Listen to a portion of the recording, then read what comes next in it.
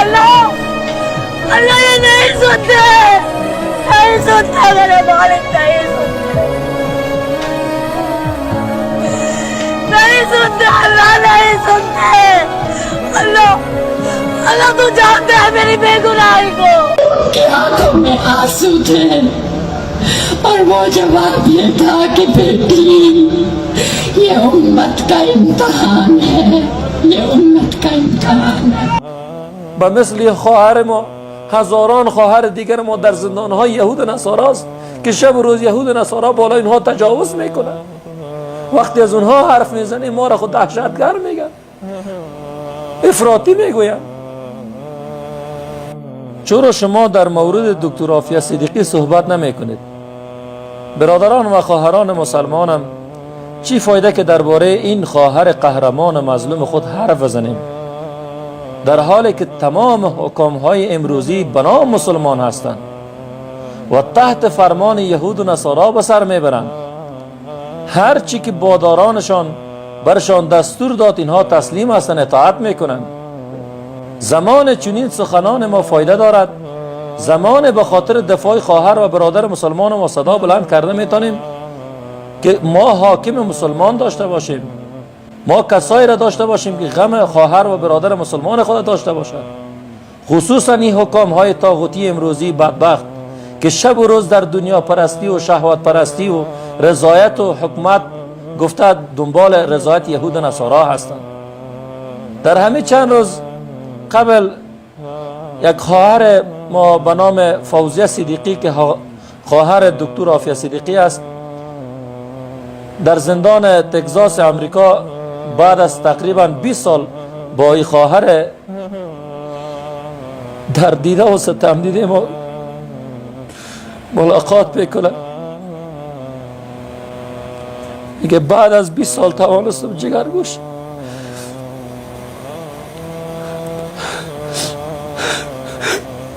میگه بعد از 20 سال توانستم که خواهر جگرگوشی خود را ببینم.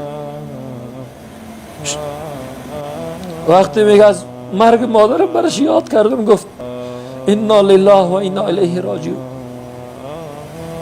شما فکر نکنید که ما درباره این خواهر صحبت نکردیم.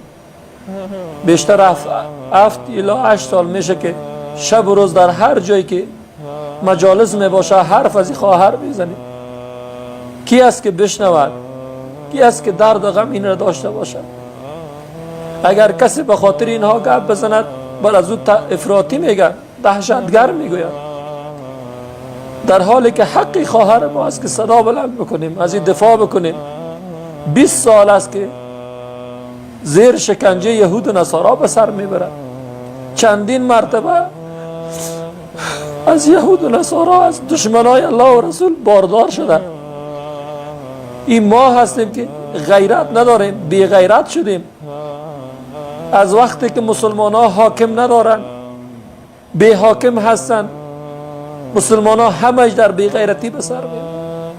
مثل خواهر ما عافیه صدیقی هزاران عافیه صدیقی های دیگر در زندان ها هست و مثل خواهر ما هزاران خواهر دیگر ما در زندان های یهود و نصارا است که شب و روز یهود و نصارا بالا اینها تجاوز میکنن. وقتی از اونها حرف میزنی ما را خود دهشتگر میگن، افراطی میگوین. فقط یگانه کاری کرده میتونیم دعا بکنیم که یا الله خواهرای ما را خودت بالایشان رحم بکن و وسیله رهایی آنها را از زندان آماده بساز. و دکتر عافیه صدیقی یکی از خواهرای ما است، یکی از دانشمندای هستوی پاکستان است. سبحان الله که دکترا در بخش عصب شناسی داره، آنقدر علمیت و آنقدر دانایی داره که گفته میتونیم افتخار اسلام است خواهر ما. فقط دعا بکنین عزیزان در حقی خواهر مظلوم. 20 سال است که در زندان امریکا به سر میبرد. آیا این حقوق بشر هست؟ اینا داد از حقوق بشر میزنن. 86 سال به کدام جرم بالای این خواهر ما اینها حکم کردین که 86 سال باید در زندان باشه؟ خواهرش میگه که وقتی دیدم، میگه اصلا میگه گوشت در بدنش نمانده بود.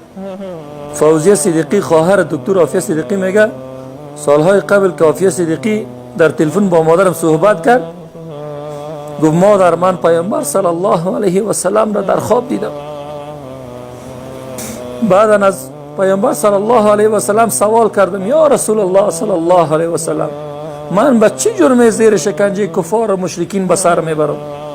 پیامبر ما صلی الله علیه و سلم میگه برش میگه که تو جرم نداری عافیه.